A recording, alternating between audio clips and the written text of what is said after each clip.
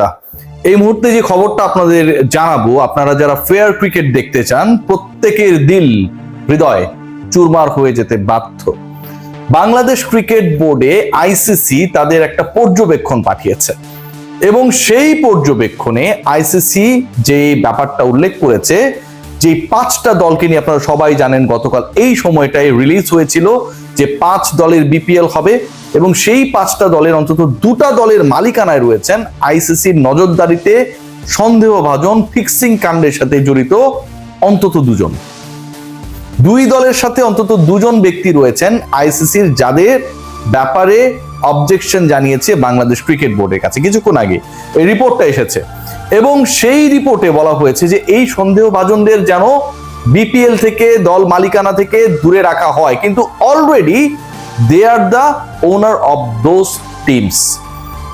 এখন ধরেন আমার একটা টিম, আমি সেই টিমটা বিপিএল এ পেয়ে গেছি, বাংলাদেশ ক্রিকেট বোর্ডের দুর্নীতি দমনের নিজস্ব যে ইউনিট রয়েছে তারা আমাকে ফাইন্ড আউট করতে পারে নাই, অথবা পারলেও বাংলাদেশ ক্রিকেট বোর্ডের বিপিএল গভর্নিং কাউন্সিল তাদের আউটকাম মানে নাই।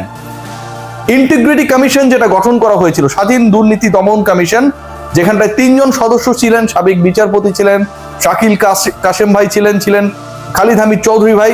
সো এই যে 3 জন, তারাও যে সুপারিশগুলো দিয়েছিল নিশ্চয়ই মালিকানার সাথে জড়িত সেই সন্দেহভাজনদের নাম ছিল।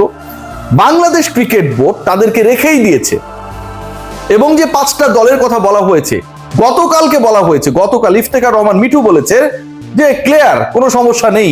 আজকের রিপোর্ট বলছে, প্রথম আলোতে একটু আগে এসেছে যে আইসিসির যে দুর্নীতি দমন ইউনিট তারা 2 দলের ক্ষেত্রে সেই 2 দলের মালিকানায় যারা রয়েছেন তাদের ব্যাপারে অবজেকশন জানিয়েছে, তাদেরকে সরাতে বলা হয়েছে।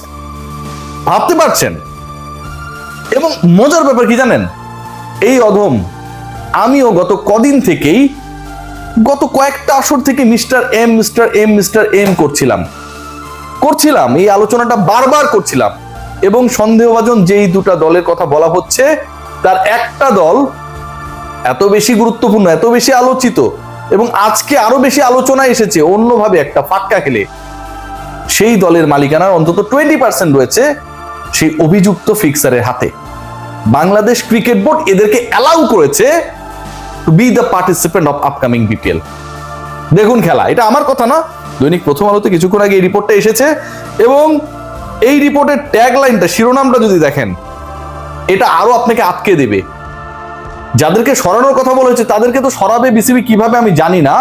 সন্দেহভাজন ক্রিকেটার যারা, ওই যে কয়েকজনের নাম আমরা জানি না, গেস করি না, আমি ভাই গেস টেস্ট করতে পারি না, আপনারা আমার রিপোর্টে অনেকের নাম গেস টেস্ট করে বলেন, সেই সন্দেহভাজন ক্রিকেটাররা যারা ওয়াশরুমের বাইরে থেকে প্ল্যান করে ভেতরে থাকা ক্রিকেটার শুনে সেটাকে তদন্তে কমিটির কাছে বলে দেয়, সেই ক্রিকেটাররা আপকামিং বিপিএল এ খেলবে।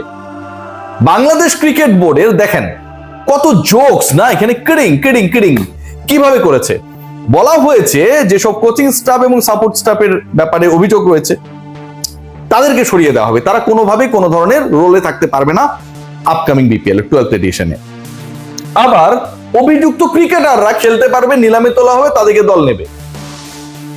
এটা কি ধরনের কথা? মানে একজন ব্যক্তির এগেইনস্টে যদি কোনো একটা বড় ধরনের এলিগেশন থাকে, ম্যাচ ফিক্সিং, ভুলে যান ম্যাচ ফিক্সিং, চুরির অভিযোগ থাকে, ফান্ড তসরুফের অভিযোগ থাকে, আপনি কি সেই লোককে, আপনার বাসায় চুরি হয়েছে, যেই গার্ডের কারণে, যেই নাইট গার্ডের অবহেলার কারণে আপনার বাসায় চোর ঢুকেছে, ডাকাত এসেছে, আপনি তাকে সেই ডিউটিতে রাখবেন? আপনি তাকে পুলিশে না দিলেও আপনি তাকে সরিয়ে রাখবেন সেখান থেকে। সেই ক্রিকেটারদেরকে খেলাবে বিসিবি, আবার কোচ কর্মকর্তাদেরকে খেলতে দিবে না। মানে আপনি যদি সন্দেহভাজনদের ক্ষেত্রে কোনো নিয়ম প্রযোজ্য করেন সেটা তো সবার ক্ষেত্রে সেম হবে। ক্রিকেটারের ক্ষেত্রে যা হবে, কোচের ক্ষেত্রে তা হবে, ম্যানেজারের ক্ষেত্রে তা হবে, সাপোর্ট স্টাফের ব্যাপারে, সবার ব্যাপারে সেম হবে। সেটা বাংলাদেশ ক্রিকেট বোর্ড করতে যাচ্ছে না, কারণ তারা অ্যালাউ করতে চায় পরের বিপিএল এই বাটপারদেরকে, যারা বাংলাদেশের ক্রিকেটকে কলুষিত করেছে, তাদেরকে ছাড়া আমাদের বিপিএল হবে না। এই গভর্নিং কাউন্সিলের মাথায় এতদিন এই কথাটা আসে নাই, তারা বলেছে তাদেরকে আমরা বাদ দিয়ে দিব, খেলতে দিব না, কত বক্তব্য আমরা শুনেছি না। এখন সেই তারা অদ্ভুত ধরনের একটা নতুন তথ্য দিচ্ছে, 5 দলে অন্তত 2টার মধ্যে মালিকানার মধ্যে রয়েছে সেই চোর বাটপাটা, আইসিসি সেটা জানিয়েছে, প্রথম আলোতে রিপোর্ট এসেছে। ইন্টারেস্টিং পার্ট কি জানেন, আজকে অভিষেক মিত্র একটা স্ট্যাটাস দিয়েছে, সেই স্ট্যাটাসটা একটু আপনাদেরকে পড়ে শোনাই, মন খারাপ হয়ে যাবে ভাই, বিশ্বাস করুন মন খারাপ হতে বাধ্য। তিনি যেটা দিয়েছেন সেখানে লিখেছেন যে মাত্র 5 দল দিল, বিপিএল যদি হয় এই হিসাবে, তাহলে প্রতি টিমে সর্বোচ্চ 14 জন করে লোকাল নিতে পারবে। মানে 14 জন লোকাল তো আর খেলবে না, নিতে পারবে তার হিসাব অনুযায়ী, একদম অ্যাকুরেট হিসাব। 5 টিমের হিসাবে 14 জন করে প্রত্যেক দলে যদি নেয়, তাই 5টা দলে 70 জন ক্রিকেটার নেওয়া হবে। এখন আসি national team, A team, HP team, U19, under 19 এর কথা বলা হচ্ছে। এই যে কয়েকটা ভাগের কথা বললেন, ন্যাশনাল, এ টিম, এইচপি, U19, তাতেই হয়ে যায় 80 জন ক্রিকেটার। বাকি লোকালটা কোথায় যাবে? 70 জনের বেশি লোকাল আপনি অ্যাকোমোডেট করতে পারবেন না আপনার স্কোয়াডে। National team, HP team, A team এবং আন্ডার 19 এর ক্রিকেটার যদি আপনি সবগুলোকে যোগ করেন, কম করে 80 জন হবে, তাদের থেকেই 10 জন দল পাবে না। অন্য লোকালরা কোথায় যাবে, কি করবে? যারা ন্যাশনাল টিমে খেলে না, যারা লিগে খেলে, যারা ভালো পারফরমেন্স করে, তারা কোথায় যাবে? কথার কথা, সাব্বির রহমান রুম্মান, একটা ছোট্ট এক্সাম্পল দিই, তিনি কি জাতীয় দলে রয়েছেন? এইচপি টিমে রয়েছেন? আন্ডার 19 টিমে তো থাকার কোনো সুযোগ নেই। সাব্বির রহমান রুম্মানের মতো অসংখ্য ক্রিকেটার রয়েছেন, নাসির হোসেন রংপুরকে কয়েকদিন আগে জেতাতে বড় ভূমিকা পালন করেছেন NCL এ, কোথাও নেই। এই ক্রিকেটাররা কোথায় যাবে? এই ক্রিকেটাররা কোথায় খেলবে? আর এই ক্রিকেটাররা খেললে সেই ক্রিকেটাররা, ন্যাশনাল, এ টিম, এইচপির ক্রিকেটাররা, তারা কোথায় যাবে? আমার বিপিএল আসলে খেলবেটা কে? We have no idea. 5 দলের বিপিএল 6টা দল আমরা করতে পারিনি।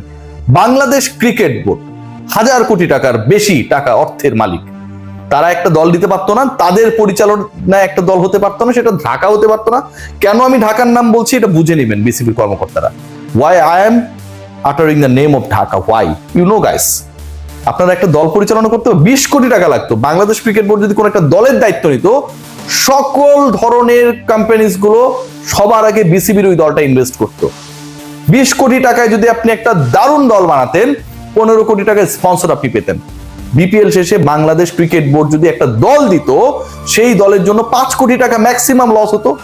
কিন্তু আমরা কতগুলো ক্রিকেটারকে সুযোগ করে দিতে পারতাম সেই বিপিএল এ খেলার জন্য, কতগুলো ক্রিকেটারকে আমরা দেখার সুযোগ পেতাম, কতগুলো ক্রিকেটার শুধু খেলার সুযোগ আর দেখার সুযোগ না, পুরো আসরটা কতটা কম্পিটিটিভ হতে পারতো। কেউ ভাবে নাই, কেউ ভাবতেও চায় না, এই কথাগুলো কেউ বলে না, নাম প্রকাশে অনিচ্ছুক। যাই যায় তাই যেন ফিরে ফিরে আসে। নাজমুল হাসান পাপনের বোর্ড, মোস্তফা কামালের বোর্ড, বিপিএলটা আসলে শুরু হয়েছিল তখন থেকে যেভাবে বিভিন্ন সময় বিপিএল করেছে, আলোচিত হয়েছে, বিতর্কিত হয়েছে, আমিনুল ইসলামের বুলবুলের বোর্ড ঠিক একই পথে রয়েছে। খুবই দুঃখজনক। আবারও বলি আপনাদের, এবং এই বলাটা আসলে খুব কষ্টের বলা, যে এখানটায় খুব স্পষ্টভাবে বলা হলো যে, কি বলা হলো, এবারের বিপিএল এ 5টি ফ্র্যাঞ্চাইজির মধ্যে অন্তত 2টির মালিকানায় অংশীদার হিসেবে আছেন সন্দেহভাজন 2 ব্যক্তি। একটু আগে যেটা বলেছি, যাদের ব্যাপারে আইসিসি দুর্নীতি দমন বিভাগ পর্যবেক্ষণ পাঠিয়েছে, তাদের অবজারভেশন পাঠিয়েছে যে এই 2 বাটপার 2টা দলের মধ্যে রয়েছে। 2 ফ্র্যাঞ্চাইজিকে বলা হয়েছে বিতর্কিত ব্যক্তিদের মালিকানা থেকে বাদ দিতে।